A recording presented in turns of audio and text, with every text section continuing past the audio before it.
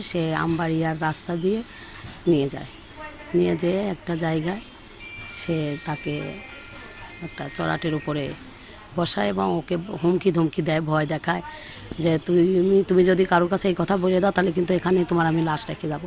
তখন হাতে পায়ে ধরছে, না না ভাই আমি আমার লাশ দিয়েন না। বিচার মানে আমরা একদম সুষ্ঠুভাবে চাই।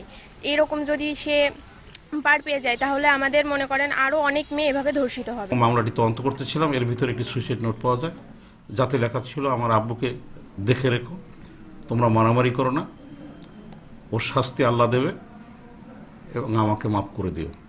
এই সুইসাইড নোটটি পাওয়ার পরে আমি তার বাবা মাকে ডাকি এবং তাদের বাবা মার অভিযোগের ভিত্তিতে একটি মামলা হয়। মামলা নিয়েছি এবং আসামি গ্রেপ্তার করার জন্য তৎপরতা চলছে।